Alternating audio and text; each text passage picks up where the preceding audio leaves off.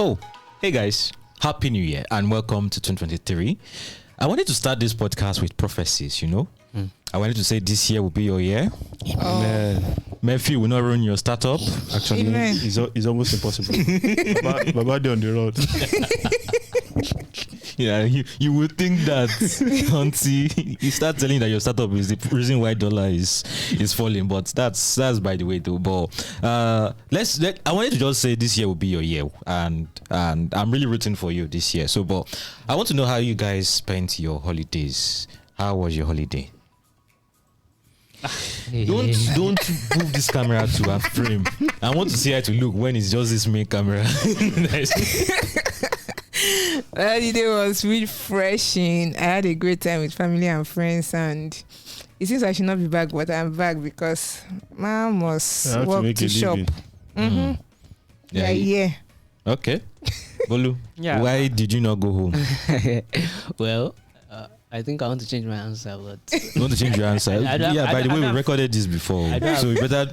I don't have an excuse. You don't have an excuse. I don't have an excuse. I guess I was just avoid the spirit. So you know what Bolu told us that it was too far.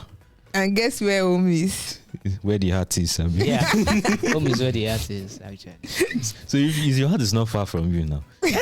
Wherever I am, is home. That's where you. My heart is with me. Where need you go? Okay, your own is even far. Yes, home is far and expensive to even get there. So I had to stay in Lagos and spend the money in Lagos. Actually, it wasn't a bad holiday. Yeah. I spent part of it tracking Murphy all over the country, all over the world. We hear he's looking for global talent visa. Are you guys kidding me? Baba, he's on the run from what you're hearing. He's still looking like it's a joke, but he's shy on the road anyway. And then the other half was spent. So I hung out with a few friends and met a few new people. Okay, 2023 is your year. Man, it's my year. It has to be my year. It doesn't have to. Okay, no problem. I think I didn't have much of an eventful holiday. I just spent it indoors most of the time. Then I went home to family, spent some time, then came back. And started thinking about work.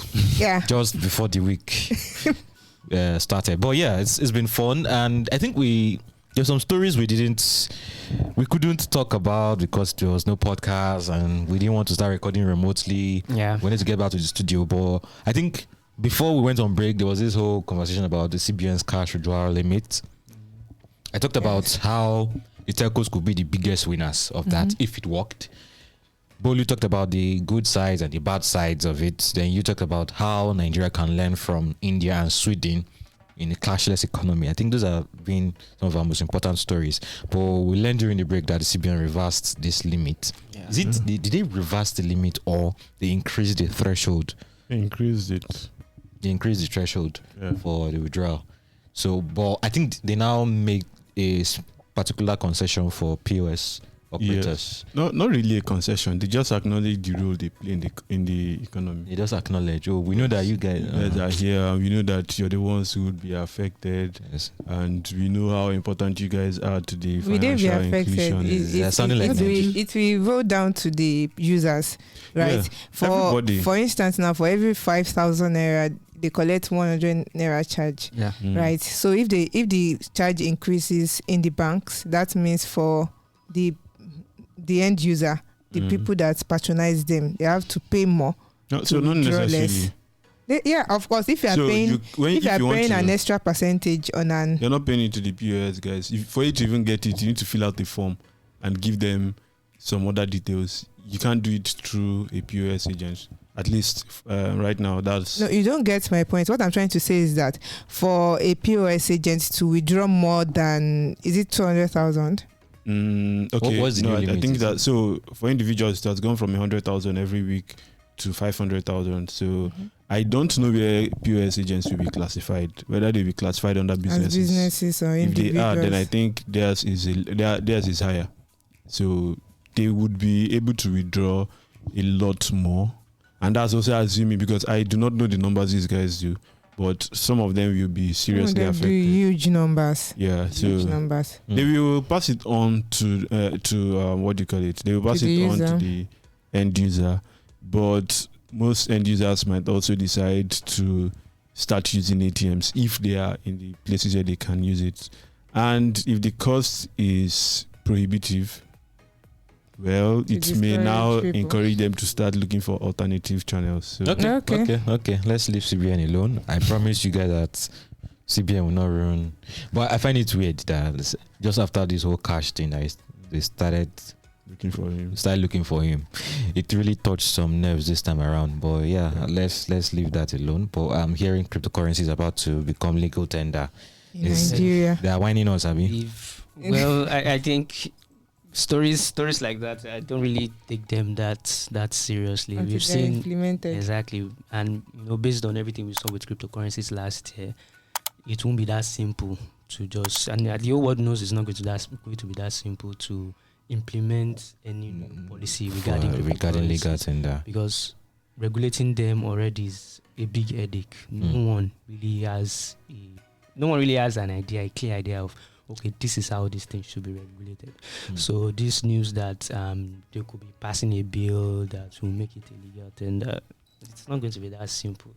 Right. Okay, I hear you. But I have a question for you, a personal question. Do you go to church? I go to church. Okay, what's the way you're holding your mic there? I understand that. Church or people like artists, people who perform. Like no. I do performances once. In your dreams? Yeah. To today's story. Yeah. So I think over the break we also heard that Access, GT, and Fidelity recorded over 26,000 fraud cases, but we're not going to even talk about that. Let's talk about Starlink. Starlink, I think they've started delivering to Nigerians from what I can see. We recall last year we mentioned that Starlink wanted to launch, they got a license, and they want to secure the spectrum to deliver internet services with satellite internet. So for the uninitiated, Starlink is the internet service division of SpaceX, the company run by Elon Musk, who is coincidentally the CEO of Twitter for now. So but Starlink uses satellites just like your DSTV or Eutelsat, or those strong decoders, but their satellites are much closer to the earth than those TV satellites, so it allows those internet waves to move in and out. So Starlink has, for the last time I checked, as of last year, it's about over 2,500 satellites currently orbiting the planet, and they're launching more every day. So the starting retail price of $600, what do you think about it? For a Nigerian market? Yes, just to come down and secure, just to set up. Okay. I mean, if I want to set up home fiber, let's say fiber one, for instance, the length is currently costs about 44,000 naira. That's not even up to $100 based on, it's not, that's like $50 something, right? So $600. So I think my opinion is still, they've not changed since the last time we had this discussion. It's still going to be for a certain group of people, preferably businesses, because they need fast internet connections. Then maybe businesses can also decide with everyone going remote, they may decide to get it for their staff.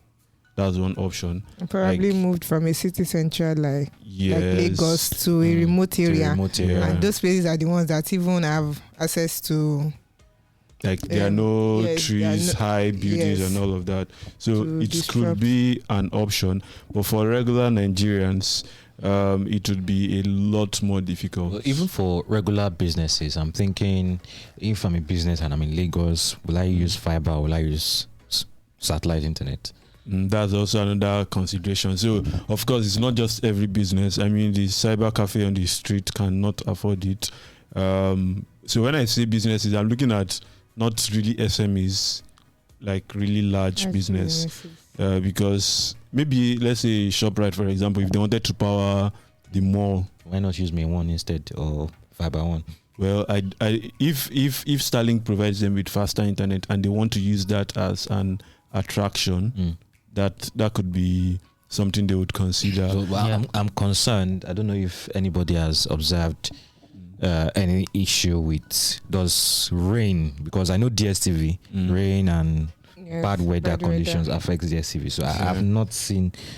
We should have confirmed that before this podcast, but I think bad weather would be an issue for Starlink. Well, I think based on how close it is, since it's closer than the DSTV and it's not under the cloud. Not, It's not under the cloud. It's above the cloud. Oh, that's true. Well, bad weather might be a problem, but we also do not have really terrible weather in Nigeria. No, we don't. So it may not be. I mean, I don't know what exactly is the reason, but we are experiencing less rains compared to maybe a decade ago. So that may not really be much of an issue. And if you go out of Lagos, then where there isn't a lot of rain, and probably in the north, I don't know how this could impact development of technology in the north. Okay. Yeah. So if you are watching this, kindly check out my article. I talked about the possibility of Starlink forcing more people outside of Nigeria's crowded cities. So can Starlink decongest Nigerian cities? So during the break, we heard CBN saying very, very weirdly that the development of fintech in Nigeria is being hindered by the concentration in Lagos. That's actually something we need to look at. No need to. No, not here. Not now. But yes, granted, Lagos is congested. Too many people in Lagos.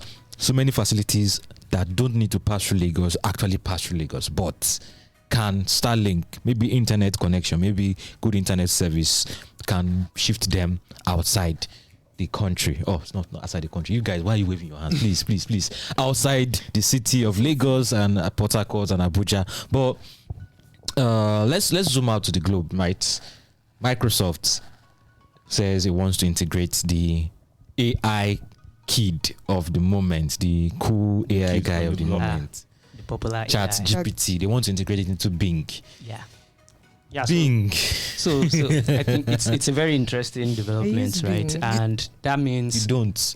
That means we can actually, if you don't know Bing is just like Google search. Yes, I use Bing. It's a search engine. You're like 1 in a million people that use Bing. You use Bing or you use Microsoft Edge?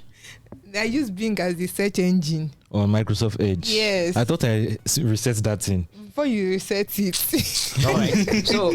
So it's actually a very interesting development, right? And like I was saying, if you don't know Bing, like you said, it's a search engine just like Google, where you can search for stuff and then you get results. So what Microsoft wants to do now is to now integrate OpenAI. OpenAI is like the research lab behind ChatGPT and DALL-E too. Yeah, those things, right? And if you've not heard of ChatGPT, you don't bring the internet to ChatGPT. Yeah, so ChatGPT is just like it's an AI, a conversational AI that you can ask questions, it will answer you. You know, things you can search on Google, you can actually ask ChatGPT and it will answer you in a more conversational manner instead of Google that just gives you links to. So Bing wants to integrate that into their own search engine, which means that it will not be like searching for things on Google, right? It will be like searching for things in a way whereby it will be conversational, right? So Microsoft has not officially came out to say they are going to do that, but the information was from people that were really close to close to the matter. So, and I think it's true that it will be happening because Microsoft actually invested $1 billion in OpenAI in 2019. No, the crazy is Microsoft invests in almost everybody. Yes. They invested in Facebook. Yeah. Crazy enough, they invested in Apple early days, but they've cashed out. Okay. They cashed out a lot. If they had waited, they would have cashed out more. But that's really interesting. And I think should Google be worried? I think that's one major question most people have. Should Google be worried? But Google has actually responded to the old ChatGPT thing, and they're like, their own AI can even do things like that, but they can't roll things out because they're a bigger company. They can't roll things out the way OpenAI will just keep rolling stuff out. And they said they are not actually worried, and they think the technology has not matured to that level where to be integrated into their search engine. So let's see what happens. They said the thing will happen by March. So okay, fingers crossed. Fingers crossed. But one thing I find interesting is Google has, for me, they have pockets of more sophisticated AI than ChatGPT. So they said it's it's not, but it's not something you can interface with directly. I mean, the Google search algorithm is crazy. That Google search algorithm is crazy. I mean, from what I saw from Lambda, I think Lambda was one of their language AIs, and they demoed it in Google I/O, last year's Google I/O, and it was crazy. So ChatGPT probably be a baby compared to that. Yeah, Google is reconstructing 3D, so you can do 3D tours of major cities. Google just constructed pictures together, and you can use it to do 3D tours of public places in London, Paris. It's going to be a very nice fight. And they are translating a lot of languages in local African languages. There's an AI research center in Accra. They have a product development center in Kenya. I think Google is a lot more hands-on. They're doing more on the ground approach to their AI, things that you could use in underserved communities that don't have internet, blah, blah, blah. ChatGPT is for knowledge workers. You want to use it as a tool to improve your productivity. You should check those out. DALL-E 2, that's a separate conversation. Yeah. And that we're not going to go into right now. You don't want conspiracy theories to snatch this conversation from us. If you get to our parents' WhatsApp group, you might be banned from using ChatGPT. Yeah, I shared ChatGPT with my dad about your Lydia, and he started using it. This is cool. Cool. Your dad is chill. What's he using it for? Once used to create blog content ideas for blogs. Okay. So yeah. That's good. Yeah, he wanted to create a blog for his business. He didn't have an idea of topics he wanted to write about, and so please check it out. It's good. It's a very good tool and useful. Yeah, Samuel should know. All right. Finally. Right. Oh, this is finally right. Yes, Salesforce wants to lay off about 7,000 workers. So that's like 10% of his employee base. Salesforce is a US enterprise company. They build different products to help businesses and individuals to optimize how they interact with their workers, how they interact with their customers too, right? And it has presence in more than 80 cities in the world.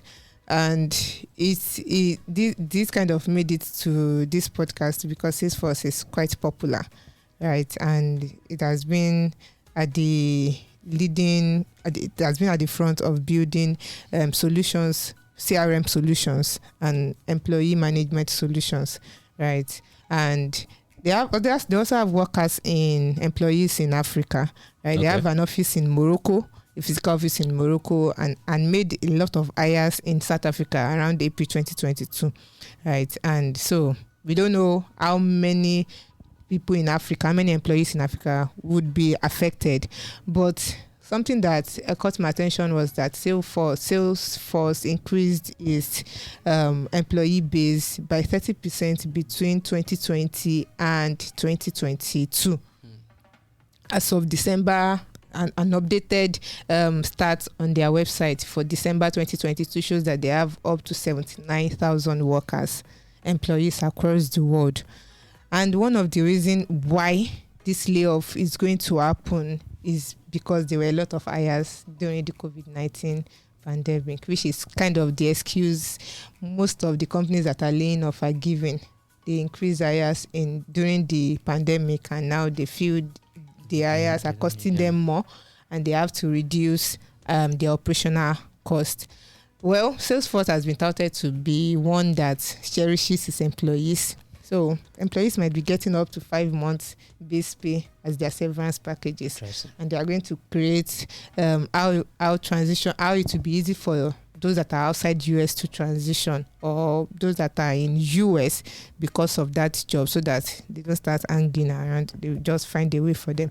So we are wishing those employees, people that are going to be laid off, don't know yet, we say they will get an email to that effect. So I wish them the best. So I'm just confused. Who is saved? The B2B guys, the B2C guys, B2G. Who is safe? Everybody's trying to cut costs. Everybody's trying to cut costs. Those that are freezing hiring are doing that. Those that are laying off are doing that. Everybody needs to stay afloat. Yeah. Now this is the time for you. They just need to do it in a humane way. Yeah. That is just what is expected. Wow. I think we should normalize not to hiring just because you think things are going well. I think we've learned. I think companies have learned. Have they? They have not learned. We keep going in circles, right? And this period after recession, everybody starts thinking normally. But when money is now, when small money enters, they start thinking abnormally. Once when I hit a boom, a bull market, right? Everybody starts hiring again like crazy. Everything will come in full circle. If you could not afford some of those guys before, now you may, because you don't really have a lot of options. This is like the best time for you to be looking for employees that you actually need. Because they do not have the luxury of fielding like 7 different offers. So now, if you want them, go for them. But yeah, if you're really good at what you do, don't worry. Just you can keep shooting. You can even shoot your shot at Salesforce. They still hire you. Interesting. These companies that lay off are also still hiring. Yeah, that's crazy. So yeah, this is a new year, new things, new beginnings. We'll be experimenting a lot more with the podcast. You'll be seeing more guests on the studio, and we're hoping to offer you more and more insights across different industries. And we're going to be launching 2 newsletters soon. We already launched and standardized Techpoint Digest. Victoria is the standard. See, you get it. Well, yeah, we're going to be launching 2 more newsletters that are really, really, really interesting. And I'm not going to be giving anyone out right now, but please watch this space. You hear it first on the podcast before any other place. Yeah, we're going to beat Victoria to it on the right, and Techpoint Africa is 8 years. Yeah, we're 8 and still profitable according to. Oh my God! Yeah, our guy said we're still profitable. Yes. When you think about the media business in Africa and how difficult it is globally, and you think about media and you think about the niche media like Techpoint, you know how crazy this is to be profitable and still bootstrapped. Yeah, for the 2nd year in a row. Yeah, you mentioned it in 2021, and 2022 is still the same story. We've retained over 80% of our talent.